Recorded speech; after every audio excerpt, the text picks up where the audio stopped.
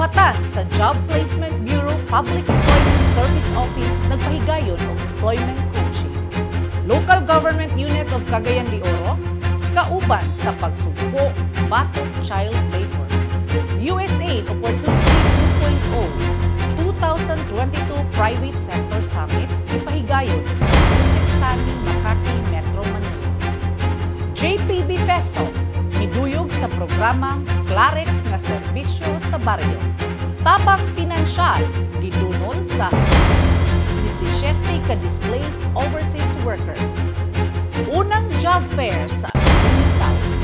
Kapitanes sa 80 ka barangay mitambong sa Basic Employment Service Training o BEST.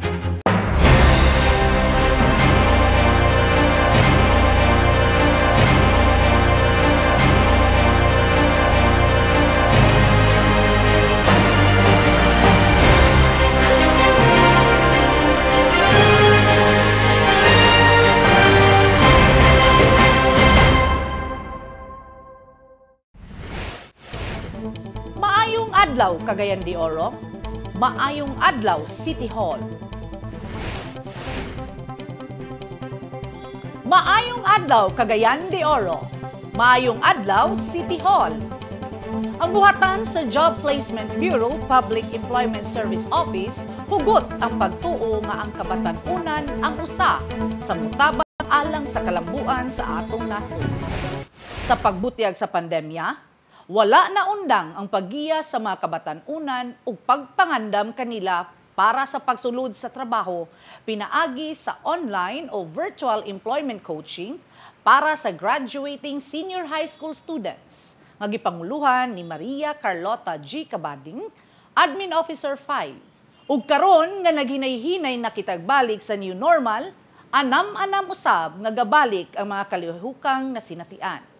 Gisugdan pag-usab ang face-to-face nga employment coaching. Ang Cagayan de Oro National High School, Balubal National High School, Kanituan National High School, ang mga nahipatikan sa serbisyo para sa employment coaching. Ug ang Cagayan de Oro College para sa labor education for graduating students, ang pipila sa nahatagan og serbisyo sa bulan sa Setyembre. Mikabat sa dulan, 1,093 ka mga estudyante ang nakadawat sa maong programa. Local Government Unit of Cagayan de Oro, kauban sa pagsugpo batok child labor. Ania si Limol Jan Romulo sa Dugang Balita. Base sa datos atong Disyembre 15, 2021, gikan sa buhatan sa Philippine Statistic Authority or PSA, 13 sa matag isa kagatos nga mga bata lakip sa child laborer sa atong nasod nagagikan sa Northern Mindanao. Subo man pamalandungan apan ang rehiyon ikatulo sa tibok nasod mahitungod sa child labor. Kalabot niini gitambungan sa CDO-LGU usa na niini ang JPB Peso nga girepresentahan ni Ms. Kathleen Kate D. Sorilla ang Second National Stakeholders Summit of Council and Interagency Bodies Addressing the Worst Form of Child Labor or WFCL, including Sexual Abuse and Exploitation of Children o OSAEC. Ang CDO usa sa pipila ka mga grantees sa World Vision Pilot Project batok child exploitation. Ang Barangay Gusa, Puntod ug Kugman ang tulo ka barangay nga unang makakaplag sa maong proyekto. Tumong sa Project ACE, ang hugtan pa ang kapasidad sa LGU para mas masugpo pa ang kasamtangang kahimtang mahitungod sa atong kabatan-unan nga nabutang sa kompromiso. Atul sa maong kaygayunan, anaasab ang presensya ni Honorable Amy Rose Moreno, isip Chairman on Committee on Women and Family Relations and Co-Chairman of the City Interagency Council Against Child Trafficking, Child Pornography Violence Against Women and Their Children. Ako si Limol Jan Romulo, ang inyong kapeso. USAID Opportunity 2.0 2022 Private Sector Summit gipahigayon sa Duset Tani, Makati, Metro Manila. One in motion, shaping a shared future with the new generation of workers and entrepreneurs. Kini ang nahimong tema sa gipahigayong USAID Opportunity 2.0 2022 Private Sector Summit kaniadtong Setyembre 8, 2022 sa Dusit Tani, Makati, Metro Manila nga gisalmutan sa Opportunity 2.0 partners nga naggikan sa nagkalain-laing sektor ug industriya sa tibuok nasod. Lakip ni ini ang usa ka pahinungod nga nadawatan sa Local Government Unit Cagayan de Oro isip Influencer Award gikan sa USAID para sa ordinansa mahitungod sa OSYDA. Ang panagtigom naninguha nga iselebrar ang kalampusan mahitungod sa mga programa ug mga inisyatibong nahatag sa mga kabatan-unang out-of-school youth sa dakbayan sa Cagayan de Oro City. Tumong usab niini ang pagpaabot sa suporta ug hingpit nga panag-uban pa alang sa maumabot nga mga katuigan. Job Placement Bureau Public Employment Service Office miduyog sa programang Clarex nga serbisyo sa baryo. Atong paminawon si Juvie Paimalan sa Dugang Balita.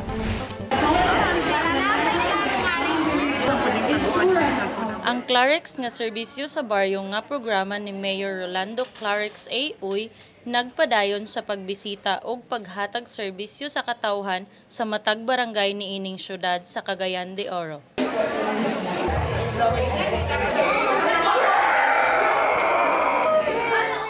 Kauban ang nagkalain-laing ahensya sa lokal nga kagamhanan nga nagpaambit usab sa nagkadaiyang serbisyo. Balubal, Tagpangi, Taglimaw ug Puntod mao ang mga barangay nga nahatagan og higayon alang sa maong programa ning bulan sa Setyembre ning tuiga. Sa gobyerno, dili na ko ihitaw, dili na ko pugnan kay akong pinuha na matuman ko ang akong pag-alaga sa katawan. Ang serbisyo sa katawan mao'y mahinungdanon sa tao. Kay gusto na ko og kalipay na ang gobyerno dool sa katawhan, ang katawhan dool sa gobyerno.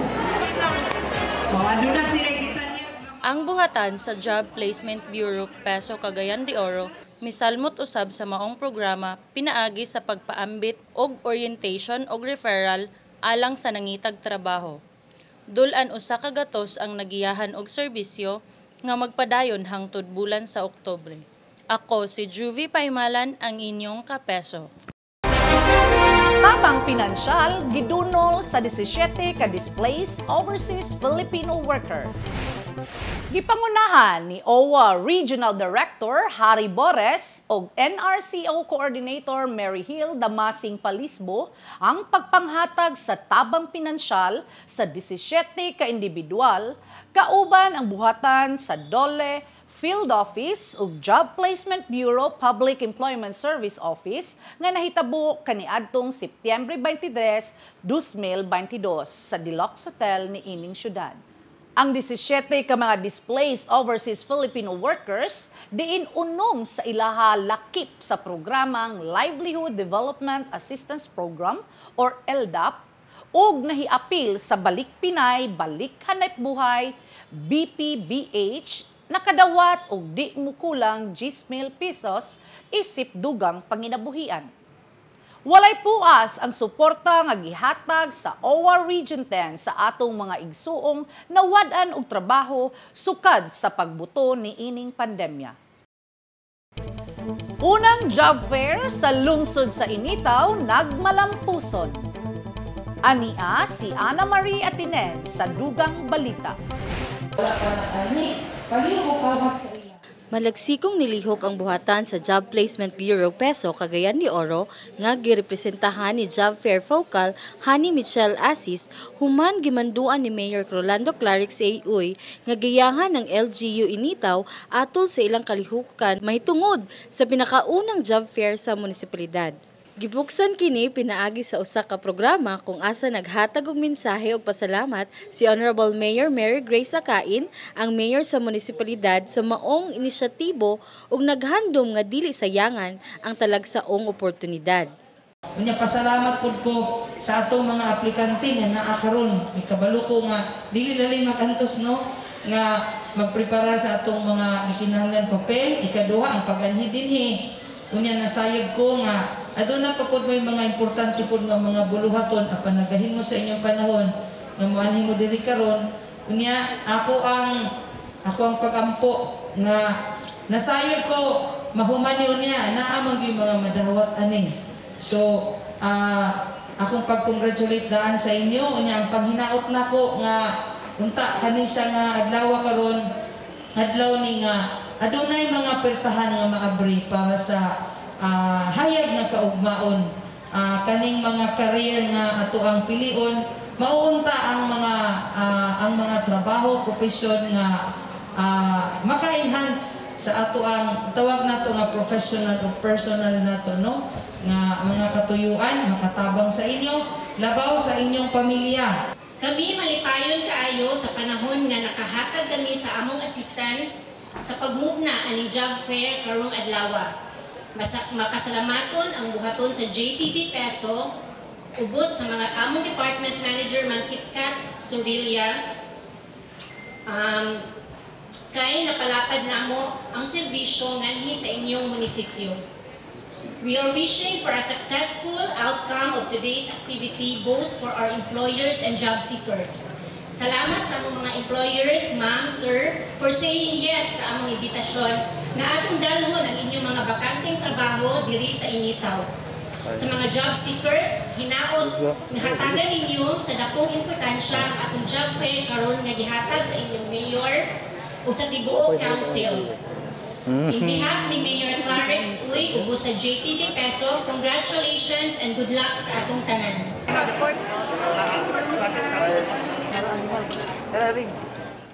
Gipahigayon ang araw ng Initaw Job Fair ni atong Setyembre 27 ning tuiga sa Initaw Covered Court. Gisalmutan kini sa 15 ka mga kumpanya o ang duha niini mga overseas agencies. Mapasalamaton si Initaw Peso Manager Jean G. Tinedero sa lokal nga kagamhanan sa Cagayan de Oro, hilabi na kay JPB Peso Manager Kathleen Kate D. Sorilia sa suporta og sa malampusong kalihukan. Dili lamang kini ang una og katapusan kay aduna pay daghang mga job fair ang ilang pagabuhaton para matabangan og maserbisyuhan ang mga nanginahanglan og trabaho sa munisipalidad sa Initaw. Ako si Ana Maria Tinen, ang inyong kapeso. Kapitanes sa 80 ka barangay mitambong sa Basic Employment Service Training kun BEST. Ania si Jun Bacolio sa Dugang Balita.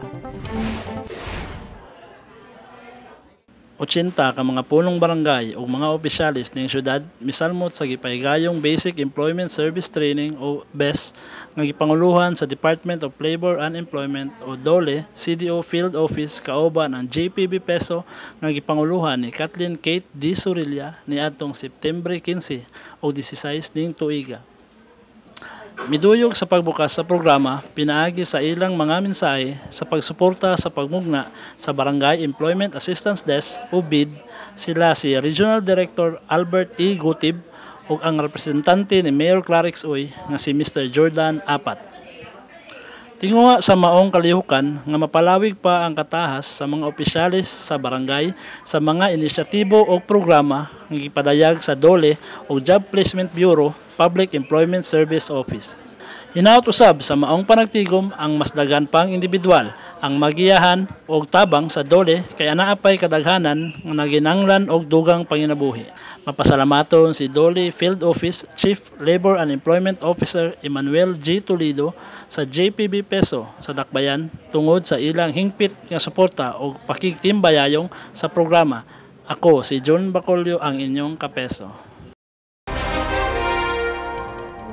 Maukadto ang mga nagmalampuson nga mga kalihukan sa Job Placement Bureau Public Employment Service Office bulan sa Setyembre. Mga kapeso, alang sa dugang impormasyon, like, follow, or share sa amo ang JPB Facebook page o isubscribe ang among YouTube channel, Peso Cagayan de Oro, o mamahimo kamo mubisita sa among buhatan sa may second floor, New Executive Building, City Hall. Kini si Kathleen Kate Dailo Sorilla, ang inyong ubos nga alagad nga nagpahinomdom sa pagpanarbaho o pag-uswag, kauban taoy. Maayong adlaw, dalaygon ng Diyos.